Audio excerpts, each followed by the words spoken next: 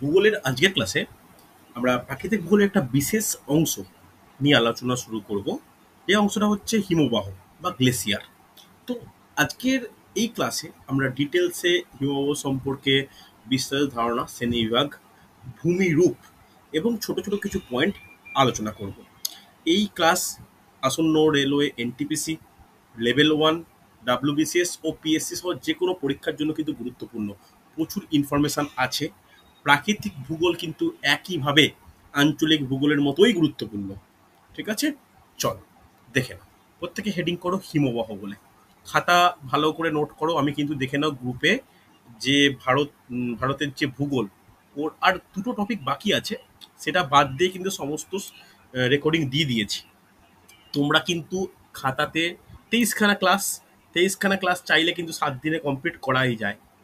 ওকে, এটা কমপ্লিট করে নিও, এটা আমার জন্য সুবিধা হবে, তো পরীক্ষা নিতে বা এমসিকিউ ডিসকাস করতে, আর তোমাদের পক্ষেও সুবিধা হবে। এরপরে প্রাকৃতিক ভূগোল সবে শুরু করলাম। আগের দিনে একটা ক্লাস নিয়েছিলাম শিলা টপিকটা, আর সেকেন্ড টপিক হচ্ছে হিমবাহ। এরপরে আমরা পর প্রাকৃতিক ভূগোলের বিভিন্ন অংশগুলো আলোচনা করব। দেখো, হিমবাহ কেউ বলতে পারবে? এটা অনেকেই শুনেছো, অনেকেই জানো। এই হিমবাহ বলতে আমরা কি বুঝি বা হিমবাহ কাকে বলে? নিজের ভাষায় কেউ একটু বলো। প্রায় 12-13 জন ক্লাস করছো, নিজের ভাষায় কেউ একজন বলবে হিমবাহ কাকে বলে। কি মনে হয়, ভুল হোক ঠিক হোক, বলা যাবে? এবার বরফ হয়ে যাওয়া নদীর যে প্রবাহ তাকে। দেখো, এটা আমাদের একটা সুন্দর ধারণা রয়েছে যে হিমবাহ থেকে নদীর সৃষ্টি হয়। ভুল ধারণা নয়, তবে একমাত্র ধারণা হওয়াটা উচিত নয়। তাহলে হিমবাহটা কি? হিমবাহ বলতে নদীর যেমন জল যে যাচ্ছে, সেটা নদীর উপত্যকা বলা হয়।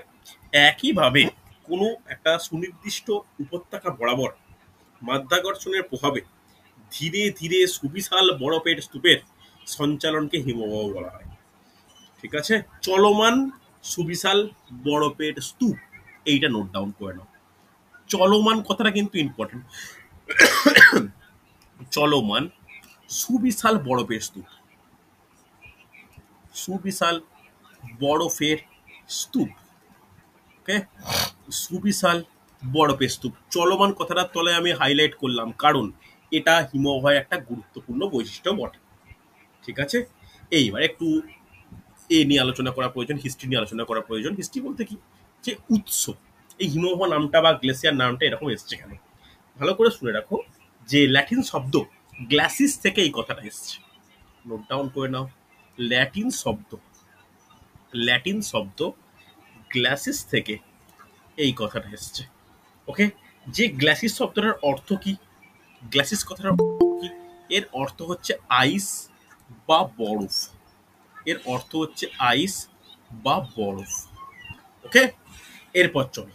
এরপর আমাদের কিছু কিছু ডিটেলসে আলোচনা করা প্রয়োজন। হিমবাহ সম্পর্কে আইডিয়া এটুকু মানে মোটামুটি পাওয়া গেছে, বলবো না যে সম্পূর্ণ ধারণা তৈরি হয়েছে, মোটামুটি পাওয়া গেছে। তবে এরপরেই আমাদের যেটা জানার প্রয়োজন, হিমবাহের শ্রেণী বিভাগ। লিখে নাও, আমরা এবার টপিকে ঢুকতে আস্তে আস্তে। নোট ডাউন করবে, হিমবাহের শ্রেণী বিভাগ। শ্রেণীবিভাগ খুব সম্ভবত ক্লাস 9 বা 10-এ এই টপিকটা ছিল, আমার খেয়াল পড়ছে না। বেশিরভাগ স্টুডেন্ট তোমরা যাদের ভূগোল সাবজেক্ট আর গ্র্যাজুয়েশনে ছিল না, তারা ভুলেই এসছো, মনে হয় যে আর মনে নেই। তো এটাকে ভালো করে দেখে নাও। হিমবাহের শ্রেণীবিভাগ, কেউ বলতে পারবে হিমবাহকে আমরা কটা ভাগে ভাগ করতে পারি? হিমবাহকে কটা ভাগে ভাগ করা যায়? চারটে। না, হিমবাহকে ভাগ করা যায় 3টে ভাগে। হিমবাহকে ভাগ করা যায় 3টে ভাগে, এটাই ইম্পর্টেন্ট। এখানেই কিন্তু আস্তে আস্তে আমরা কোশ্চেন ওরিয়েন্টেড জায়গাটায় ঢুকবো। 3টে ভাগ কি কি? একটা লিখে রাখো, মহাদেশীয় হিমবাহ। নোট ডাউন করবে, মহাদেশীয় হিমবাহ। আমি যেভাবে লিখে লিখে করাচ্ছি, তোমরা কিন্তু সেইভাবেই খাতায় নোট ডাউন করো। এই যে কোনো একটা যা ইচ্ছা একটা খাতায়, কালকে সায়েন্স যে খাতায় সে খাতায় ভূগোল, এরকম কিন্তু করো না। হচ্ছে প্রথম হচ্ছে মহাদেশীয় হিমবাহ। ইংলিশ টার্মগুলো ইম্পর্টেন্ট রেলের আর ডাব্লিউএস পরীক্ষার জন্য। নোট ডাউন করে নাও, continental, continental glacier, continental glacier. তারপরে কি, মহাদেশীয় তো বললাম, মহাদেশীয়র পরে কি, লিখে রাখো পার্বত্য। পার্বত্য, এটাকে আর একটা নামে বলা হয়, সেটা হচ্ছে উপত্যকা হিমবাহ। উপত্যকা হিমবাহ। ইংলিশ নাম গুরুত্বপূর্ণ, লিখে নাও মাউন্টেন। উপত্যকা ইংলিশ কি, কে বলবে? ভ্যালি বলা উচিত ছিল, mountain or valley glacier. Okay, আর লাস্ট টাইপটা কি? পাদদেশীয় হিমবাহ। পাদদেশীয় হিমবাহ, দেখো ভালো করে যে পয়েন্টগুলো বলবো সেগুলো কিন্তু লিখবে। এটা কি? এটার নাম হচ্ছে expanded foot glacier. Expanded foot glacier লেখা হচ্ছে। দেখো, এরপরে আমরা যে ভাগ তো বললাম, ভাগ নিয়ে কারো সমস্যা হওয়ার জায়গা নেই, জাস্ট নাম তো। কিন্তু আমাদের এর ব্যাখ্যা পড়া প্রয়োজন। ব্যাখ্যা বলতে কি? মহাদেশীয় হিমবাহ কাকে বলে? প্রথম টপিক আজকের, কাকে বলে মহাদেশীয় হিমবাহ? ভালো করে শুনে নাও, যে উচ্চ অক্ষাংশে অবস্থিত স্থানগুলিতে উচ্চতার কোনো ভেদাভেদ ছাড়াই বিস্তীর্ণ অঞ্চল জুড়ে যে বরফের স্তূপ লক্ষ্য করা যায় তাকে মহাদেশীয় হিমবাহ বলে। হ্যাঁ কিনা বোঝা গেছে? তাহলে কি বলতে পারি? উচ্চ অক্ষাংশে অবস্থিত, প্রথম পয়েন্ট নোট ডাউন করো, উচ্চ অক্ষাংশে অবস্থিত, উচ্চ অক্ষাংশে অবস্থিত। হ্যাঁ কি না? আর সুবিশাল স্থান জুড়ে অবস্থান করছে। ক্লিয়ার? হ্যাঁ কি না? এটাকে কি বলি আমরা? এটাকে বলি হচ্ছে মহাদেশীয় হিমবাহ। নেক্সট পয়েন্ট আমাদের করা প্রয়োজন, এই মহাদেশীয় হিমবাহ কোথায় বর্তমান? নোট ডাউন করো, এর 85% বর্তমান আন্টার্কটিকায়। নোট ডাউন করে নাও, আন্টার্কটিকায়। ওকে, আর 11% বর্তমান ইউএসএর, এই কানাডার উত্তরে যে গ্রিনল্যান্ড, গ্রিনল্যান্ডের নাম শুনেছো? গ্রিনল্যান্ডে বর্তমান। ওকে, বাকি যে 4%, বাকি 4% বর্তমান আইসল্যান্ডে, বাকি 4% ইউরোপের আইসল্যান্ডে বর্তমান। ঠিক আছে, তাহলে এইটা কিন্তু পয়েন্ট, এই পয়েন্টগুলো নোট ডাউন করে নেওয়া প্রয়োজন। এরপরে যেটা বলার প্রয়োজন, যে এর এর দেখতে কেমন হয়? দেখতে হয় কচ্ছপের পিঠের মতো। নোট ডাউন করো, এই পয়েন্টগুলো ইম্পর্টেন্ট। দেখতে কেমন? লিখে রাখো, আকৃতি হচ্ছে কচ্ছপের পিঠের মতো। এটা হচ্ছে আকৃতি, কোশ্চেন আসে, আকৃতি হচ্ছে কচ্ছপের পিঠের মতো। নেক্সট যেটা কোশ্চেনের জন্য ইম্পর্টেন্ট, এক্সাম্পল কি? এক্সাম্পল লিখে রাখো ল্যাম্বার্ট। এখানে এই ব্যাকেটে লিখে রাখছি, আমার নিচের জায়গা নেই তাই লিখে রাখছি ল্যাম্বার্ট। ল্যাম্বার্ট, এই ল্যাম্বার্টটা কোথায় অবস্থিত? লিখে রাখো, ল্যাম্বার্ট অবস্থিত আন্টার্কটিকায়। এটাই বৃহত্তম মহাদেশীয় হিমবাহ হচ্ছে। হ্যাঁ কিনা বোঝা গেছে? বোঝা গেছে না যায়নি? হ্যাঁ দাদা। হচ্ছে। চলো নেক্সট আমরা চলে যাব পার্বত্য বা উপত্যকা হিমবাহ। পার্বত্য উপত্যকা হিমবাহ, পার্বত্য হিমবাহ বা উপত্যকা হিমবাহ কাকে বলে? ভালো করে শুনবে। পার্বত্য অঞ্চলের উপত্যকার মধ্যে দিয়ে প্রবাহিত।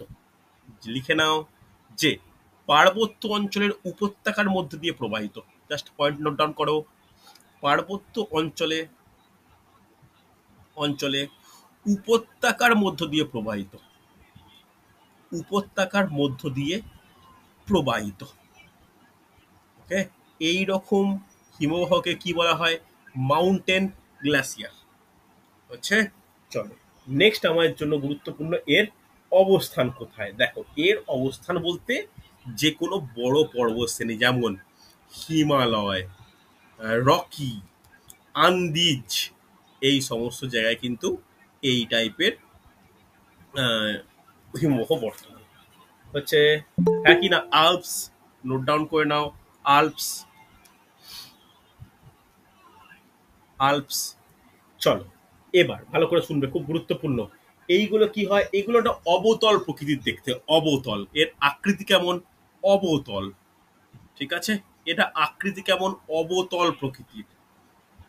কচ্ছপের পিঠ যেমন উত্তল, এটা কিন্তু অবতল প্রকৃতির। দেখো এর এক্সাম্পল কি? এর এক্সাম্পল বলা উচিত, লিখে রাখো, ভারতের গুরুত্বপূর্ণ সিয়াচেন, সিয়াচেন, সিয়াচেন, গঙ্গোত্রী। গঙ্গোত্রী বলা যেতে পারে। তাহলে আর কি বলতে পারি? হুবার্ড, একটু বাইরের দেশের নাম বলে রাখি, হুবার্ড।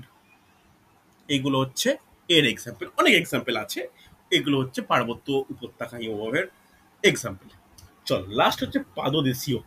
ভালো করে শোনো, পাদদেশীয় কথাটা বুঝতেই পারছো যে যখন পার্বত্য উপত্যকার মধ্যে দিয়ে হিমবাহ প্রবাহিত হতে হতে আস্তে আস্তে পর্বতের পাদদেশে অবস্থান করে। বুঝতে পারলে? জাস্ট লিখে নাও যে পর্বতের পাদদেশে অবস্থিত, পর্বতের পাদদেশে অবস্থিত, পর্বতের পাদদেশে অবস্থিত হচ্ছে। হ্যাঁ কি না? অসুবিধা নেই। চলো এক্সাম্পল কি, এক্সাম্পল কি বলা যেতে পারে? এক্সাম্পল একটা লিখে রাখো, আলাস্কার মালাস্পিনা। লিখে রাখো এক্সাম্পল, আলাস্কার মালাস্পিনা। এগুলো কিন্তু কোশ্চেনের জন্য ইম্পর্টেন্ট। মালাস্পিনা ব্যাকে লিখে রাখো, আলাস্কা। আমি মুখে বললাম, তোমরা কিন্তু লিখে রাখো। হয়েছে? হ্যাঁ কি না? আচ্ছা, বলা হয়নি দেখতে কিরকম। এটা দেখতে হয় নদীর বদ্বীপের মতো দেখতে, নদীর বদ্বীপের মতো দেখতে লাগে একে। হয়েছে? ভালো করে দেখে বলো বুঝতে পারলে কিনা। আমরা কিন্তু হিমবাহের যে শ্রেণীবিভাগ সেটা কিন্তু কমপ্লিট করলাম। কোনো ডাউট থাকলে, কোনো অসুবিধা থাকলে বলো আমাকে। বোঝা গেছে? হ্যাঁ কিনা? নোট রেডি হয়েছে মোটামুটি, না হয়নি? হয়েছে? দেখো এই সমস্ত, এই দাদা সমস্ত, হ্যাঁ বলো বলো। হুম। দাদা উপকূলীয় হিমবাহ যেটা আছে ওটা কি এই শ্রেণী বিভাগের মধ্যে পড়বে না? উপকূলীয় হিমবাহ বলতে বুঝতে পারলো না, বলো বলো বলো বলো। মানে এখানে তো তিনটে ভাগ আছে আমি না, তিনটে যেমন বললাম, তুমি মহাদেশীয়। বলছো উপকূলীয়। ওইটা না, ওইটাকে হ্যাঁ ওইটাকে হ্যাঁ। ওইটা না, ওটাকে মানে ভূমিরূপের একটা বিশেষ পার্ট। যখন কোনো মহাদেশীয় হিমবাহ কোনো মানে সমুদ্র তীরবর্তী অঞ্চলে বিচ্ছিন্ন হয়ে উপকূলের দিকে অগ্রসর হয়ে চলে আসে, তখন বলা হয়। এটা না শ্রেণীবিভাগের মধ্যে ফেলতে পারি না, বোঝা গেল? ওটা বিশেষ আচ্ছা ঠিক বিশেষ আছে, হ্যাঁ হ্যাঁ ক্ষেত্রে হ্যাঁ। হয়। ওটা হচ্ছে মহাদেশীয় হিমবাহের পার্ট। কথা বুঝতে পারলে? মহাদেশীয় হিমবাহের হ্যাঁ পার্ট হ্যাঁ। বলা চলে। আচ্ছা, চল এরপরে নেক্সট কঠিন টপিক। মানে কঠিন টপিক তো ঠিক আছে, বোরিং টপিক। হেডিং করো ভূমিরূপ, হেডিং করো ভূমিরূপ। এই ভূমিরূপ টপিকটা কিন্তু ইম্পর্টেন্ট।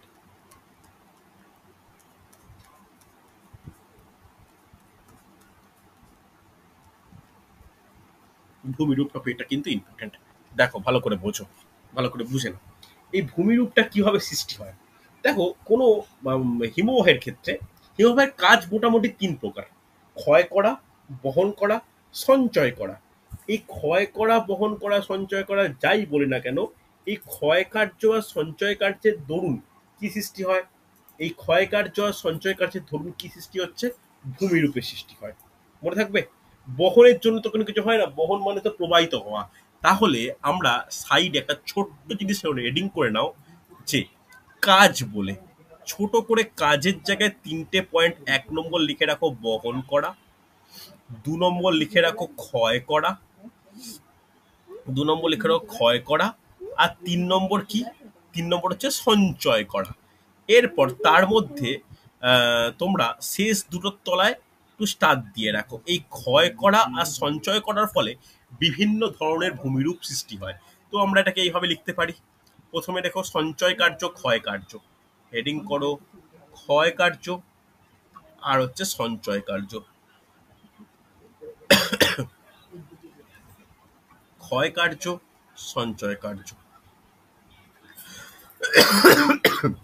হয়েছে? দেখো ভালো করে বুঝবে ক্ষয় কার্যের ফলে কি কি সৃষ্টি হচ্ছে, কি কি ভূমিরূপ সৃষ্টি হচ্ছে, কি কি নাম, কি ব্যাপার। এটা কিন্তু আমাদের জন্য গুরুত্বপূর্ণ। প্রচুর রয়েছে, তার মধ্যে আমরা মোটামুটি 8 প্রকারের নাম পর পর পড়ব। 1 নম্বর, নোট ডাউন করবে, এটা কিন্তু টাফ টপিক। লিখে রাখো সার্ক। আমি যতটা সম্ভব ডিটেলস আলোচনা করব। 2 নম্বর, এটা হচ্ছে ক্ষয় কার্যের দরুন সৃষ্ট। লিখে রাখো এরিটি, সার্ক এরিটি। 3 নম্বর লেখো পিরামিড চূড়া, পিরামিড চূড়া। ওকে। 4 নম্বর লেখো ইউ আকৃতি, ইউ ভ্যালি বলা হয়, বা ইউ আকৃতির উপত্যকা। ইউ আকৃতির উপত্যকা। দেখো আমি পড়া মানে যতবারই এটা অফলাইন ক্লাস নিয়েছি বা বিভিন্ন জায়গায় এখন পড়েছি না, সবারই এটা মনে করে যে এটা হচ্ছে বেশ মানে বোরিং টপিক। সত্যিই তাই, কিন্তু প্রশ্ন আসে, অ্যাভয়েড করা যায় না। নেক্সট হচ্ছে ঝুলন্ত উপত্যকা। ঝুলন্ত উপত্যকা। 6 নম্বর নোট ডাউন করো যে crag and tail. Crag and tail. Okay, crag and tail লিখেছো? তারপর লিখে রাখো কর্তিত স্পার। কর্তিত স্পার। 8 নম্বর নোট ডাউন করবে যে রসে মতানে। ঠিক আছে, রসে মতানে এটা একটা মানে কি বলবো ল্যাটিন ল্যাঙ্গুয়েজ, এর কোনো বেঙ্গলি কিন্তু করা হয়নি। রসে মতানে। এই রসে মতানে দিয়ে গত বছর 2021 সালে যে এনটিপিসি পরীক্ষা হয়েছিল, সরি 21 না 22 সালে, সেখানে কিন্তু এসছিল। ঠিক আছে, চলো প্রত্যেকটা ডিটেলসে আলোচনা করব বটে, তবে তার আগে সঞ্চয় কার্যের দরুন কি কি সৃষ্টি হচ্ছে সেটাও একটু লিখে নিই। তাহলে সঞ্চয় কার্য আর এটা করলে একসঙ্গে আমরা পরপর বলতে পারবো। ঠিক আছে, চলো প্রথমে 1 নম্বর সঞ্চয় কার্যের ধরুন।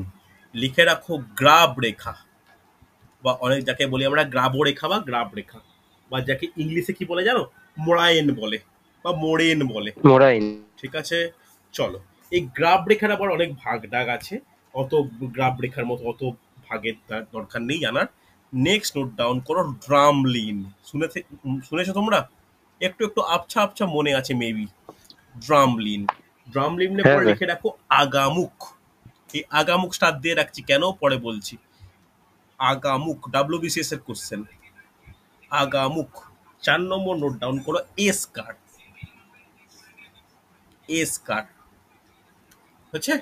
চলো আগে একটু সঞ্চয় কার্যের যে ব্যাপারটা আছে, এই সঞ্চয় কার্যের 4টে পয়েন্ট নিয়ে একটু ডিসকাস করে ফেলি, তারপরে বাকিগুলো নিয়ে আলোচনা করব। প্রথমেই আমরা আলোচনা যাব গ্রাফ রেখা বা মোড়েন বলতে কি বুঝি, ভালো করে বুঝবে, খুব গুরুত্বপূর্ণ।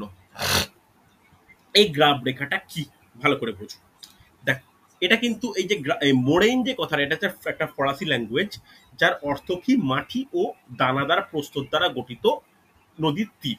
ভালো করে শোনো, পার্বত্য অঞ্চলে যখন হিমবাহের যে পদার্থগুলি হিমবাহের সঙ্গে বাহিত হয়, তখন বিভিন্ন অংশে সঞ্চিত হয়। এই সঞ্চয়ের ফলে নদীতে কি হয়, নদীতে একটা ছোট ছোট ছোট ছোট পাড় তৈরি হয়। কথাটা বুঝতে পারলে? একে বলা হয় গ্রাব রেখা। মানে তুমি সবথেকে ভালো এক্সাম্পল কি পাবে, তুমি একটা বালি আছে ধরো, বালি একটা পাতা আছে, বালি কোনো জায়গায় ঢালা আছে প্লেন করে, তুমি সেই বালিতে একটা আঙুল মানে 4টে আঙুল ঢুকে টেনে দাও, হ্যাঁ কি না? টেনে দিলে কেমন হবে? একটা রেখা রেখা মনে হবে, হবে কি না? তাহলে ওই যে রেখা রেখাগুলো মনে হচ্ছে, ওর মধ্যে যদি জল ধারণ করে, ভালো করে শুনবে, জল যদি ধারণ করতে, বালি ধারণ করে না, কিন্তু যদি ধারণ করে তাহলে একটা রেখার মাত্র জলের রাশির সৃষ্টি হবে। তাকে আমরা কি বলি? গ্রাফ রেখা বলি। কথাটা বোঝা গেল না যায়নি? হ্যাঁ কি না? হ্যাঁ দাদা। এই গ্রাফ রেখার অনেকগুলো ভাগ আছে। প্রান্ত গ্রাফ রেখা, টার্মিনাল মোড়েইন, ল্যাটেরাল মোড়েইন, গ্রাউন্ড মোড়েইন, মেডিয়াল মোড়েইন, তারপরে হচ্ছে একটা সাবগ্লাসিয়াল মোড়েইন।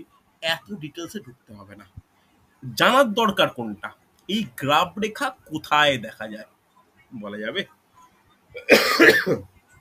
তো তিস্তা নদীতে দেখ। ভেরি গুড, এটাই জানতে চাইছি, সুন্দর।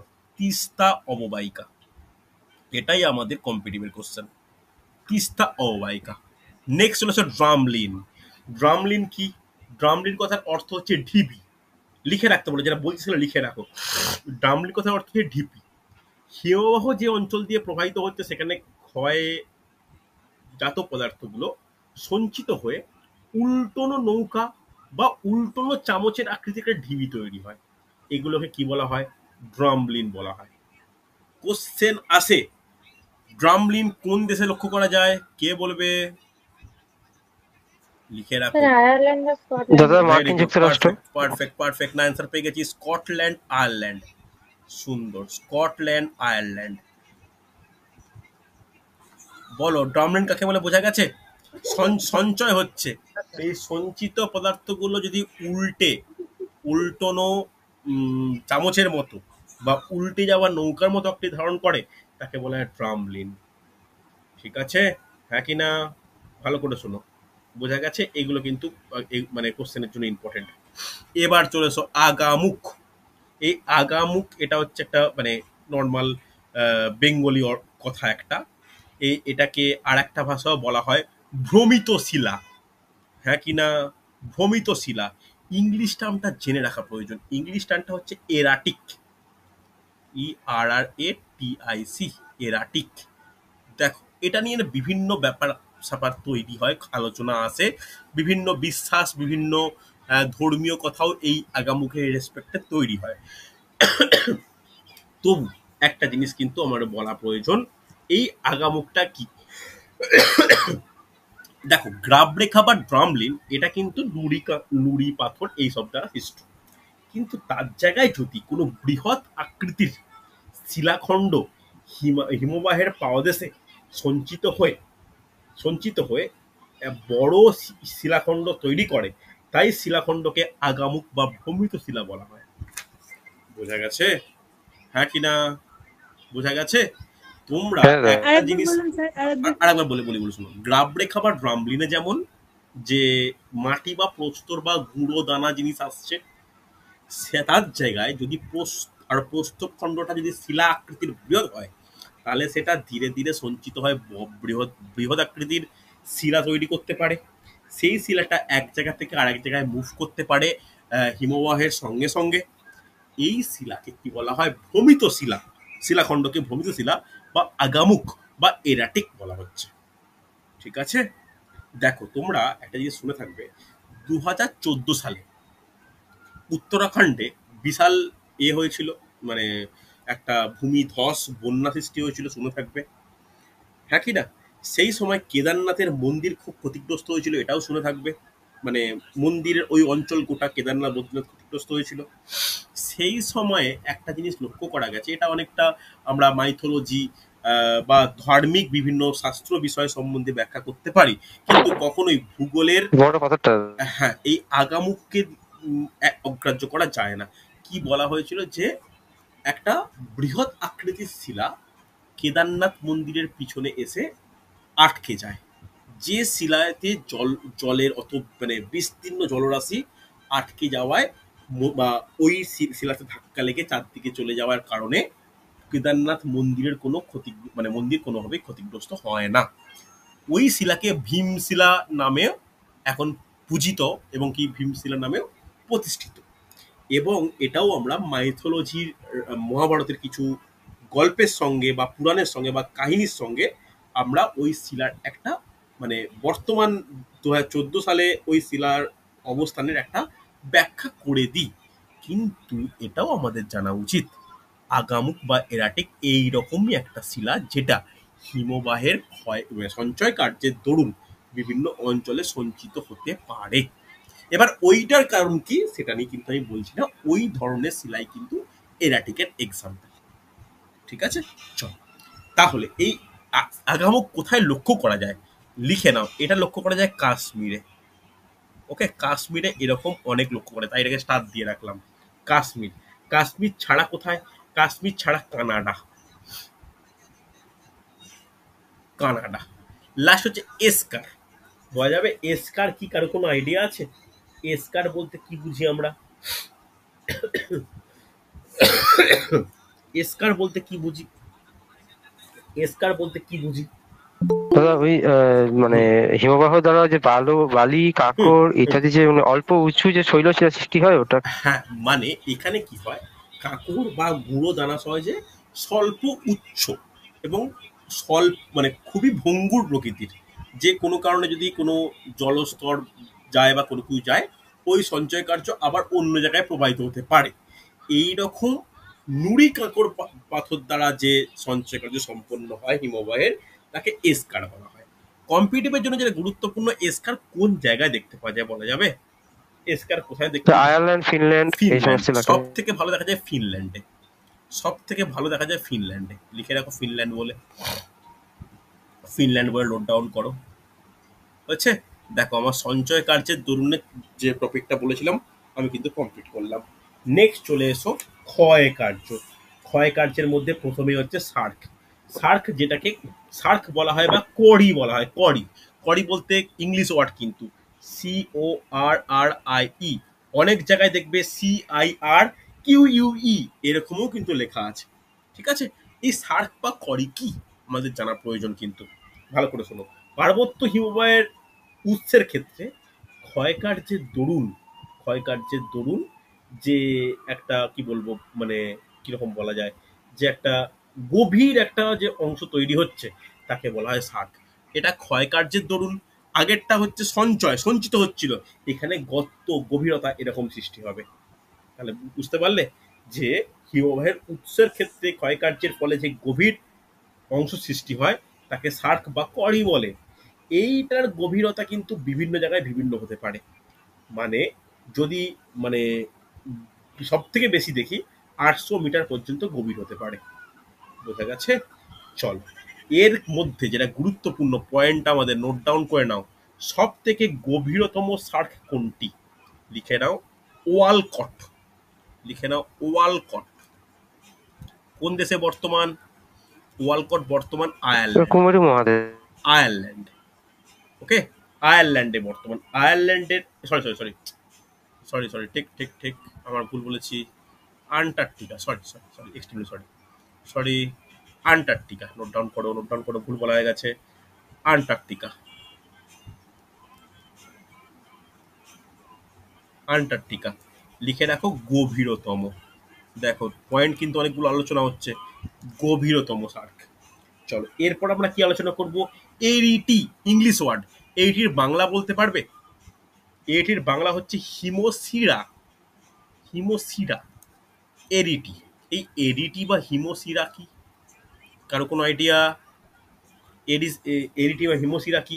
ভালো করে শোনো। দুটি যদি পাশাপাশি সার্ক তৈরি হয়, ভালো করে শুনবে, তাহলে দুটো পাশাপাশি গভীর সার্ক, মাঝখানে যে একটা খুব মানে খুব সংকীর্ণ যে বিভাজিকা, তাকেই বলা হয় হিমশিরা বা এরিটি। বোঝা গেল? হ্যাঁ কিনা? পুরো ছুরির ফলার নয় হয়। বোঝা গেছে? এটা দুটো সার্ক কে পৃথক করে পরস্পর থেকে। বোঝা গেছে? এরিটির কোনো অংশ যদি ভেঙে যায় সেখান থেকে গিরিপথ সৃষ্টি হয়। বোঝা গেছে? হ্যাঁ কিনা? চলো, কোথায় দেখা যায়? হ্যাঁ। কোথায় দেখা যায়? লিখে রাখো আল্পসে দেখা যায়। আল্পস পর্বতে। আল্পস পর্বত সবচেয়ে দেখা যায়। এরপরে হলো পিরামিডাল পিক বা পিরামিড চূড়া। এই পিরামিডাল পিক বলতে কি? এটা তুলনামূলক অনেকটাই সহজ। কোনো কোনো একটা পর্বত শৃঙ্গ, তার চারদিকেই সার্ক রয়েছে। চারিদিকে যদি সার্ক থাকে তাহলে সেই বিরাট মানে কি বলবো সেই পর্বত শৃঙ্গটাকে আরো উচ্চ মনে হয় এবং চারদিকে জলাভূমি মনে হয়, তাকে পিরামিডাল সার্ক বলা হয়। ঠিক আছে? এটা কিন্তু একটা ভালো জিনিস। দুটো পিরামিড সার্ক আছে আমাদের হিমালয়ে, যার নাম কি? একটার নাম হচ্ছে শিবলিঙ্গ, একটার নাম শিবলিঙ্গ, আর একটার নাম নীলকণ্ঠ। ওকে, নীলকণ্ঠ। নীলকণ্ঠ তোমরা ইউটিউবে দেখবে বিভিন্ন ভিডিও এরকম পাওয়া যায়। এটা হচ্ছে হিমালয় বর্তমান। ওকে, এছাড়া হিমালয় ব্যতীত ওটা কোথায় দেখতে পাবো? আর দেখতে পাবো হচ্ছে একটা এক্সাম্পল নোট ডাউন করে নিতে পারো, যে ম্যাটার হর্ন। Matterhorn. আর আরেকটা জিনিস আমাদের বলে রাখা দরকার, হর্ন কথার অর্থ কি? HORN। হর্ন মানে হচ্ছে শৃঙ্গ। হ্যাঁ কি না? শৃঙ্গ বা সিং যেটাকে বলি। তাহলে এই এই এই এই যে চারদিকে সার্কের মতো গভীর অঞ্চল আর মাঝখানে একটা সুউচ্চ অঞ্চল, এই সুউচ্চ অঞ্চলটাকে সিং বা সিংহ বলা হয় বা হর্ন বলা হয়। বোঝা গেছে? চলো, ইউ আকৃতির উপত্যকা। এই ইউ আকৃতির উপত্যকাকে কি বলা হয়? ইউ আকৃতির উপত্যকা বলা হয় হিমদ্রোণী। ভালো ভাষায় বলা হয় হিমদ্রোণী। মনে থাকবে, হিমদ্রোণী। এই হিমদ্রোণী কি? হিমদ্রোণী কি? ভালো করে শোনো। হিমদ্রোণী হচ্ছে যে উপত্যকার মধ্যে হিমবাহ প্রবাহিত হয়, সেই উপত্যকাটিতে হিমবাহের ক্ষয়কার্যের ফলে যে প্রশস্ত মোটামুটি মসৃণ একটা ইউ আকৃতির যে উপত্যকা সৃষ্টি হয় তাকে আমরা বলি হিমদ্রোণী। আচ্ছা, হ্যাঁ কি না? এই হিমদ্রোণীর এক্সাম্পল কি? কে বলবে? এই হিমদ্রোণীর এক্সাম্পল কি? লিখে রাখো একটা এক্সাম্পল। দুটো এক্সাম্পলের কথা বলবো এখানে। দুটো এক্সাম্পলের মধ্যে একটা পরীক্ষায় এসছে, সেটা হচ্ছে ইয়োসেমিতি উপত্যকা। ইয়োসেমিতি উপত্যকা। ইয়োসেমিতি উপত্যকা এটা কোথায়? এটা হচ্ছে USA তে বর্তমান। এবং এই ইউ আকৃতির উপত্যকা থেকে এই ইউ আকৃতির উপত্যকা থেকে একটা বিশেষ হ্রদ ভারতবর্ষে বর্তমান, ভারতবর্ষ বলবো না, নেপালে বর্তমান, সেটা কি? লিখে রাখো রূপকুণ্ড হ্রদ। রূপকুণ্ড বলা হয় বা বাংলায় রূপকুণ্ড বলা হয়। রূপকুণ্ড হ্রদ এটা কোথায় অবস্থিত? এটা হচ্ছে হিমালয়ে অবস্থিত। লিখে নাও হিমালয়ে অবস্থিত। হচ্ছে এই পয়েন্টগুলো ইম্পর্টেন্ট। নেক্সট, হ্যাঙ্গিং ভ্যালি, ঝুলন্ত উপত্যকা। ভালো করে শুনবে। কোনো হিমবাহ উপত্যকার উপরে যদি উপহিমবাহের উপত্যকা একটা সৃষ্টি হয় তখন তাকে ঝুলন্ত উপত্যকা বলা হয়। হচ্ছে হ্যাঁ কি না? এটা কিন্তু এক্সাম্পল, মানে ইম্পর্টেন্ট। এই ঝুলন্ত উপত্যকা কিন্তু তোমরা মনে করে দেখো, এই ঝুলন্ত উপত্যকা থেকে কিন্তু জলপ্রপাতের সৃষ্টি হয়। হ্যাঁ কি না? নিচে একটা ওপরে একটা, তাই তো জলের নদীর গতিপথের পরিবর্তন হচ্ছে, তাই সেখান থেকে জলপ্রপাতের সৃষ্টি হয়। বোঝা গেছে? তাহলে এর এক্সাম্পল কি কোথায় এরকম ভালো করে লক্ষ্য করা যায়? এটা বেশিরভাগ লক্ষ্য করা যায় এই ইউসেমেতি অঞ্চলে। নোট ডাউন করো, ইউসেমেতি অঞ্চলে, ইউএসএ। হচ্ছে নেক্সট আমরা নোট ডাউন করব crag and tail. Crag and tail বলতে আমরা কি বুঝি? ক্র্যাগ অ্যান্ড টেল বলতে কি বুঝি? কে বলবে? বলতে পারবে? ভাই হিমবাহের বলবো? হুম, বলো, একজন, যে কোনো একজন। কোনো শক্ত শিলা থাকলে এবং তার পরবর্তী স্থানে নরম শিলা থাকলে তখন শক্ত শিলার কম ক্ষয় হয়, কিন্তু পরবর্তী শিলাটা নরম শিলা অপেক্ষিত বেশি ক্ষয় হয়ে হুম, সরু লেজের আকৃতি ধারণ করে। হ্যাঁ, তখন মানে তাকে ক্র্যাক দুটো বলে। জিনিস হয়, একটা শক্ত শিরা, যেটা একটা শক্ত থাকবে, অমসৃণ প্রকৃতির থাকবে, আর একটা হচ্ছে মসৃণ প্রকৃতির হবে। তাহলে একটা মসৃণ প্রকৃতির, একটা অমসৃণ প্রকৃতির, একটা খাড়া, একটা মৃদু ঢালযুক্ত, তাকে বলা হয় কি টেল অংশ। আর যেটা শক্ত হয়ে তাকে বলা হয় ক্র্যাগ অংশ। এটাকে বলা হয় ক্র্যাগ অ্যান্ড টেল। এটা কোন দেশে বর্তমান? এটা কিন্তু স্কটল্যান্ডে এরকম দেখা যায়। হচ্ছে নেক্সট হচ্ছে কর্তিত স্পার। অ্যাকচুয়ালি এর ইংলিশ কি? এর ইংলিশ হচ্ছে ট্রানকেটেড স্পার। ঠিক আছে? এটার মানে কি? ভালো করে শুনবে, এটা তেমন গুরুত্বপূর্ণ নয়। এটা মানে কি, পার্বত্য অঞ্চলের নদী, বিভিন্ন পর্বতের বিভিন্ন অংশ ক্ষয়। ইংলিশটা কি ইংলিশ বললে? লিখে দিচ্ছি, ট্রানকেটেড স্পার। আমি লিখছি ইংলিশ ছোট করে, TRUNCATED SPUR, ট্রানকেটেড স্পার। ঠিক আছে? যখন কোনো পার্বত্য অঞ্চলের নদী এগিয়ে, মানে নদী হিমবাহর থেকে উৎপত্তি হয় এগিয়ে চলে, তখন ক্ষয় করতে না পেরে যে কোনো দিকে বেঁকে যায়। বেঁকে যায় এবং এই বেঁকে যাওয়ার জন্য একটা যে অগ্রভাগ একটা সৃষ্টি হয়। সেই অগ্রভাগে যে ত্রিভুজাকৃতি অংশটা, সেই ত্রিভুজাকৃতি অংশটাকে কি বলা হয়? কর্তিত স্পার। ঠিক আছে? আচ্ছা, এইটার লেখার জায়গাটা একটু ভুল হয়েছে, একটু নিচের দিকে লিখে দাও, তাহলে ক্র্যাগ অ্যান্ড টেলটা মনে হবে। লিখে রাখো TRUNCATED। ইংলিশ টার্মগুলো লিখে রাখো, এনটিপিসির জন্য গুরুত্বপূর্ণ। এটা কোথায় দেখা যায় বলতে পারবে? এই এই কর্তিত স্পার বা ট্রানকোটেড স্পার কোথায় দেখা যায়? এটা দেখা যায় কানাডা অঞ্চলে। কানাডা অঞ্চলে। ওকে, লাস্ট আমরা করব রসে মোটানে। এই রসে মোটানে এটা অ্যাকচুয়ালি কিন্তু একটা একটা ল্যাটিন ওয়ার্ড, যেটা হচ্ছে অমসৃণ, অমসৃণ ভূমিরূপ। অমসৃণ ভূমিরূপ বলতে কি, হিমবাহের প্রবাহপথে যদি কোনো কঠিন শিলা উঁচু ঢিপির মতো অবস্থান করে, তাহলে এই যে বারংবার ধাক্কা মারার ফলে কোনো অংশ হচ্ছে মসৃণ, কোনো অংশ অমসৃণ, এইরকম যে ভগ্ন খাঁচকাটা ভূমিরূপের সৃষ্টি হয়, তাকে রসে মোটানে বলা হয়। ঠিক আছে? এই রসে মোটানে কিন্তু লক্ষ্য করা যায় কোথায় জানো? এটা লক্ষ্য করা যায় কাশ্মীর উপত্যকায়। ওকে, কাশ্মীর উপত্যকায় লক্ষ্য করা যায়, বিশেষ করে ঝিলম নদীর উৎপত্তি স্থলে। ঠিক আছে? দেখো, মোটামুটি ভূমিরূপ সম্পর্কিত যে তথ্যগুলো বলা উচিত আমি কিন্তু বললাম। কোনো ডাউট থাকলে আমাকে বলবে, কোনো ডাউট থাকলে আমাকে বলে। বোঝা গেছে না যায়নি? বোঝা গেছে না যায়নি? রেসপন্স করো। গেছে? হচ্ছে চলো, এর পরে আমাদের কি ছোট ছোট ছোট ছোট পয়েন্ট করা প্রয়োজন। সেই পয়েন্টগুলো লিখে রাখো, হেডিং করো বিশেষ তথ্য। হেডিং করো বিশেষ তথ্য। বিশেষ তথ্য।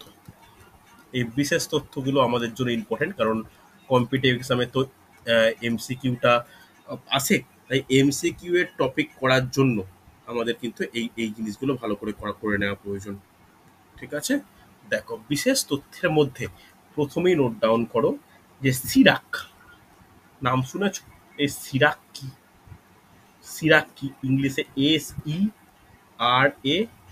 SERACS, Chirac. এই সিরাক বলতে কি বুঝি আমরা? কে বলতে পারবে? দেখো না জানাটাই স্বাভাবিক, লিখে রাখো হিমবাহের মধ্যে সৃষ্ট খাদের পাশে জমে ওঠা বরফের চূড়া।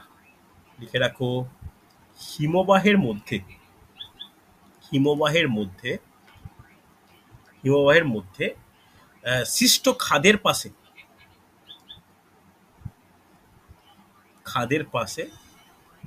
গড়ে ওঠা বরফের চূড়া, এটাকে সিরাক বলা হয়। বুঝছে? চলো নেক্সট, এই পয়েন্টগুলো প্রত্যেকটা গুরুত্বপূর্ণ। নেক্সট, এটা হচ্ছে বার্গস্টুন। এই বার্গস্টুনটা দিয়ে কোশ্চেন আসে কিন্তু, নোট ডাউন করো।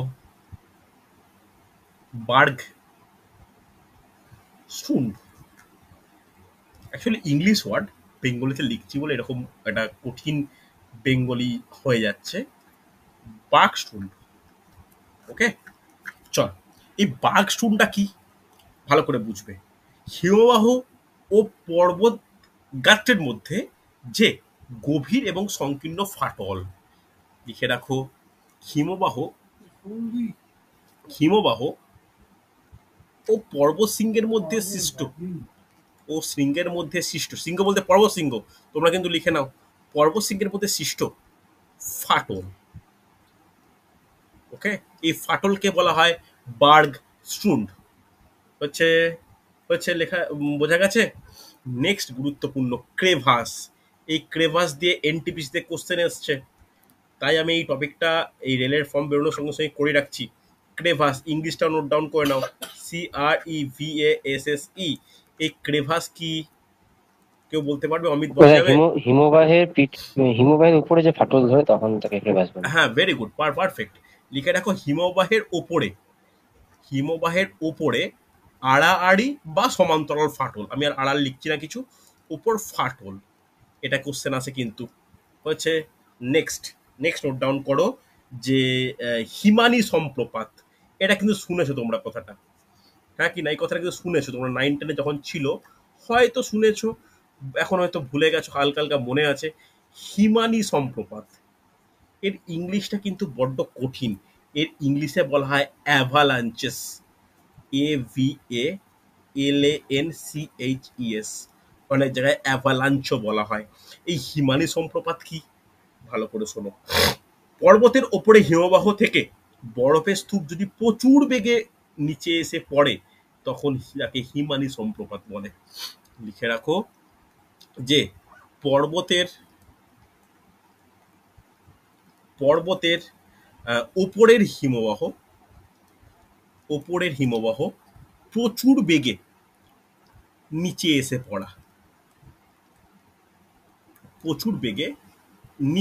পড়া, হয়েছে।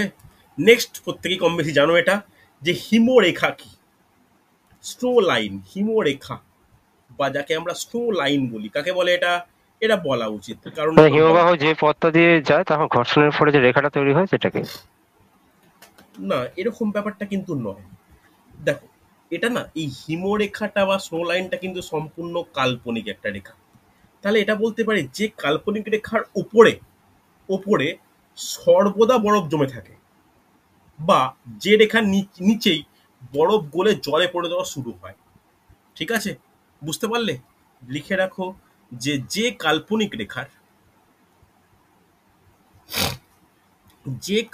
রেখার উপরে সর্বদা বরফ থাকে, সর্বদা বরফ জমে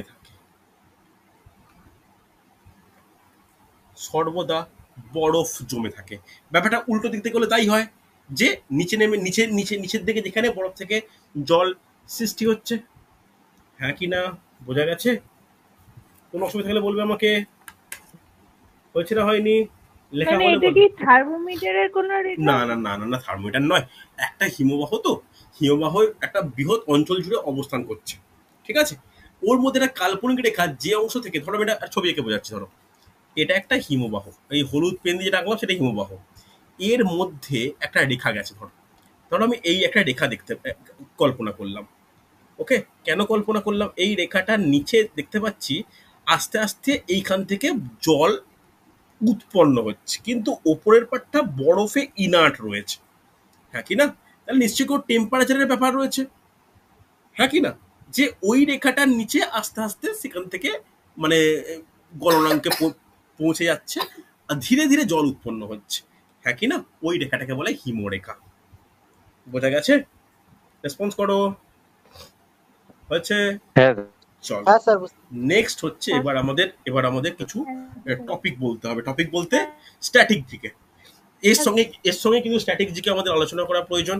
স্ট্যাটিক জিকে কিরকম ভাবে পড়বো, কিরকম ভাবে পড়া দরকার, সেই একইভাবে কিরকম ভাবে যে বৃহত্তম, ক্ষুদ্রতম, মন্থরতম, এরকম ব্যাপার স্যাপার। চল, ফার্স্ট পয়েন্ট, প্রথম পয়েন্ট, পৃথিবীর মধ্যে আলোচনা করছি, কিন্তু ভালো করে শুনে রাখো, পৃথিবীর মধ্যে আলোচনা করছি। ভারতের একটাই আছে, সেটা হচ্ছে সিয়াচেন। ভারত আচ্ছা, এছাড়া কোনো ব্যাপার নেই, সব পৃথিবীর দীর্ঘতম, নোট ডাউন করো, এগুলো কিন্তু স্ট্যাটিক জিকে কোশ্চেন। পৃথিবীর দীর্ঘতম হিমবাহ, ল্যাম্বার্ট। Very good. পৃথিবীর দীর্ঘতম হিমবাহ, নোট ডাউন করে অ্যান্সার লেখো যে ল্যাম্বার্ট। কোথাকার বলা হয়ে গেছে? এটা আন্টার্কটিকা। আন্টার্কটিকা। আমি বলছি তোমরা আন্টার্কটিকা। আমি বলছি তোমরা নোট ডাউন করো। পৃথিবীর, ভালো করে শুনবে, পৃথিবীর দীর্ঘতম হিমবাহ বলেছি তো, এরপর নোট ডাউন করো মহাদেশীয় হিমবাহ। আরো স্পেসিফিক করে যদি বলে মহাদেশীয় হিমবাহ কি হবে? এটা এক্ষুনি বলেছি, একই তো, ল্যাম্বার্টই হবে। হ্যাঁ, ল্যাম্বার্ট তো মহাদেশীয়। ল্যাম্বার্ট। চলো, এরপরে একইভাবে পৃথিবীর দীর্ঘতম, দেখো যেটাই দীর্ঘতম না সেটাই বৃহত্তম। পার্বত্য হিমবাহ কি হবে? হুবার্ট হবে কি? হুবার্ট হবে। আমি বলেছিলাম কিন্তু হুবার্টের কথা বলেছিলাম যখন আলোচনা করি, একবার একটু বলে রেখেছিলাম। এরপরে করবো পাদদেশীয়, পৃথিবীর দীর্ঘতম বা বৃহত্তম যেটাই বলা যায়, পাদদেশীয় হিমবাহ। মালাস্পিনা। পাদদেশীয় হিমবাহ, এটাও কিন্তু আমি বলেছি কি হবে? আলাস্কার মালাস্পিনা। নোট ডাউন করে নাও, আমি কিন্তু লিখছি না, ব্যাকেটে তোমরা জায়গার নাম লিখে রাখো, কোশ্চেন পাল্টা দিতেই পারে। মালাস্পিনা হিমবাহ কোন দেশে লক্ষ্য করা যায়, তখন না কনফিউজ হয়ে যাও, আলাস্কা। ঠিক আছে? চলো, এর পরের কোশ্চেন, পৃথিবীর গভীরতম হিমবাহ। পৃথিবীর গভীরতম হিমবাহ কি হবে? কে বলতে পারে দেখি? পৃথিবীর গভীরতম বলতে পারবে? পৃথিবীর গভীরতম, দেখো লিখে রাখো, সোজন ফিয়র্ড। অনেক জায়গায় সোজনে থাকে বা সজ্জনে থাকে ফিয়র্ড। এই ফিয়র্ড কি কেউ বলতে পারবে? ফিয়র্ড কিন্তু একটা স্পেশাল মানে একটা টার্ম আছে। এই ফিয়র্ড বলতে আমরা কি বুঝি? কে বলতে পারে? একদম মানে কোর কোশ্চেন, এগুলো দিয়ে এমনি যে কোনো সময় কোশ্চেন দিয়ে দিতে পারে। ফিয়র্ড বলতে আমরা কি বলি? অমিত, পড়া যাবে? পারবো দাদা, একটু সমুদ্র উপকূল সংলগ্ন যে ক্ষয়কার্যের ফলে যে ইয়েটা হয় না, গিরিখাত সৃষ্টি হয়, ওটাকে ফিয়ার্ড বলে। দেখো, ফিয়র্ড বলতে কি জানো? এটা সামুদ্রিক খাঁড়ি, ঠিক আছে? হ্যাঁ, সামুদ্রিক খাঁড়ি। হ্যাঁ, সামুদ্রিক খাঁড়ি। এটা কিসের কারণে সৃষ্টি হয়? যখন কোনো এটা হিমবাহ ক্ষয়কার্য ঘটায়, তখন যে ইউ আকৃতির উপত্যকা হয় না, সেই ইউ আকৃতির উপত্যকা বা সার্ক যখন বেশ গভীর হয়ে সমুদ্রের একটা অংশ হিসাবে গঠিত হয়ে যায়, তখন তাকে বলা হয় কি? তখন তাকে বলা হয় হচ্ছে ফিয়র্ড, ঠিক আছে? এটাকে হিমবাহ নাম না লিখে লেখো, ফিয়র্ড বলে উল্লেখ রাখো, ওকে? এটা সোজন ফিয়র্ড। এটা কোথায় বর্তমান? এটা নরওয়েতে বর্তমান। নরওয়ে দেশটার গোটা উপকূলটাই কিন্তু ফিয়র্ড, মনে থাকবে, হ্যাঁ কি না? এর পরে একটা দারুণ কোশ্চেন, পৃথিবীর দ্রুততম হিমবাহ মানে কোয়ারব্যাক, গ্রিনল্যান্ডের কোয়ারব্যাক। খুব তাড়াতাড়ি যে মুভ করছে, দ্রুততম হিমবাহ কি হবে? গ্রিনল্যান্ডের। কোয়ারব্যাক। গ্রিনল্যান্ডের ঠিকই বলেছো। আর নামটা একটু ঠিক করে বলবে। কোয়ারব্যাক। আমি কিন্তু কোয়ারভেকের থেকে আমি যে নামটা জানি সেটা হচ্ছে জেকবস ভ্যান। জেকবস ভ্যান একটু চেক করে নেবে তো। জেকবস ভ্যান এর এর এর গতিবেগটাও আমি জানি। গতিবেগটা হচ্ছে 46 মিটার প্রতিদিন এটা মুভ করে। গ্রিনল্যান্ড জায়গাটাও কিন্তু মিলছে, তুমি একটু চেক করে নিও তো, ঠিক আছে? যদি কোনো ঠিক হয় আছে আমাকে দাদা, আরেকবার ক্রস হ্যাঁ। চেক করে নেওয়া যাবে। এরপরে মন্থরতম, এটা বলতে পারবে? মন্থরতম যে খুব স্লো যে এগোচ্ছে, মন্থরতম। মন্থরতম হিমবাহ বলা যাবে যে খুব স্লো এগোচ্ছে। লিখে রাখো মেসার্ড। মেসার্ড কোথায় অবস্থিত? আন্টার্কটিকায়। এর গতিবেগ কত? 3 মিটার প্রতি বছর। ওকে, প্রতি বছর। বোঝা গেছে? চলো ভালো করে শোনো। এবার একটা টপিক আমাদের মনে রাখা প্রয়োজন, যে বিভিন্ন পর্বতারোহী থাকে, বিভিন্ন জায়গায় মানে বিভিন্ন ট্রেকিং এর ব্যাপার স্যাপার থাকে। সব থেকে বিপদ সংকুল কোন জায়গা? হিমবাহের কোন অংশ সব থেকে বিপদ সংকুল বলা যাবে? এটা কিন্তু দাদা ওই এভালান্স যেখানে হয় সেখানে, কোন জায়গাটায় না, সব ওই যে থেকে যেখানে আপনি একটু আগে বললেন না হিমবাহ কি এভালান্স যেখানে হয়। দেখো এখানে দুটো অংশে সব থেকে এই দুটো, একটা হচ্ছে ব্রাকস্টুন্ড আর একটা ক্রেভাস। লিখে নাও, একটা হচ্ছে ক্রেভাস আর একটা হচ্ছে বার্গস্টুন্ড। ওকে, এটা কিন্তু গুরুত্বপূর্ণ। এই দুটো অংশ মানে সবাইকে একটু ঠিক করে যেতে হয় হচ্ছে। চলো এবার একটা লাস্ট পয়েন্ট আজকে নোট ডাউন করো। মোট ভূভাগ। মোট ভূভাগ বলতে কি বলতে চাইছি? মোট ভূভাগ বলতে পৃথিবীর সমস্ত আয়তনের কত শতাংশ হিমবাহ অবস্থান করছে? নোট ডাউন করো, প্রায় 10%। প্রায় 10%। প্রায় 10% লেখা হয়েছে। দেখো এইগুলো কিন্তু পরীক্ষার জন্য গুরুত্বপূর্ণ। আচ্ছা লাস্ট আর একটা বলে দিই, এটা লিখে রাখা উচিত, না হলে ভুলে যাবে। যে ভারতের মধ্যে দীর্ঘতম কি হবে? সিয়াচেন। সিয়াচেন। সিয়াচেন। সিয়াচেন হবে। ভারতের দীর্ঘতম হচ্ছে সিয়াচেন। আমি জাস্ট অনেকবারই আলোচনা হয়েছে, ভারতের ভূপ্রকৃতি ক্লাসেও বলা আছে, চতুর্থ ক্লাসটা তৃতীয় ক্লাসটায়। তো দীর্ঘতম হচ্ছে সিয়াচেন। সিয়াচেন কোথাকার? এটা যে কারাকোরাম পর্বতের, প্রায় কারাকোরাম পর্বত নেই। 76 কিলোমিটার দীর্ঘ হচ্ছে। দেখো যেই হিমবাহ আমি টপিকটা শুরু করেছিলাম, হিমবাহের শ্রেণীবিভাগ বললাম, হিমবাহের হচ্ছে সঞ্চয়জাত ও ক্ষয়জাত বললাম, এগুলো মোটামুটি করলেই কিন্তু আমাদের কমপ্লিট। এছাড়া আর একটা টপিক পড়তে হয়, আমি এটা অতটা অ্যাভয়েড করতে চাইছি। আর একটা হিমবাহ কাজ করে, সেটা হচ্ছে অধক্ষেপণ। ওই অধক্ষেপণের ফলেও কিছু কিছু সৃষ্টি হয়, তবে আমার মনে হয় না অধক্ষেপণের ব্যাপারগুলো অতটা ডিটেলসে পড়ার প্রয়োজন বলে দরকার নেই। ঠিক আছে? দেখো আমি একটা ক্লাসে পুরো হিমবাহ শেষ করলাম, পরের ক্লাসে আমি শেষ করব হচ্ছে নদী। নদীর দ্বারা সৃষ্ট ভূমিরূপ। এখানে কিন্তু অনেকগুলো ছোট ছোট ছোট ছোট পয়েন্ট আছে, আমাদের এগুলো করে রাখতে হবে। তখন আমরা একসঙ্গে এটাও আলোচনা করে দেবো যে পৃথিবীর বৃহত্তম দ্বীপ, বৃহত্তম নদী, বৃহত্তম নদী, বৃহত্তম নদী বদ্বীপ, বৃহত্তম গ্র্যান্ড ক্যানিয়ন, অববাহিকা, গিরিখাত, সব এগুলো কিন্তু আমরা আলোচনা করে নেব।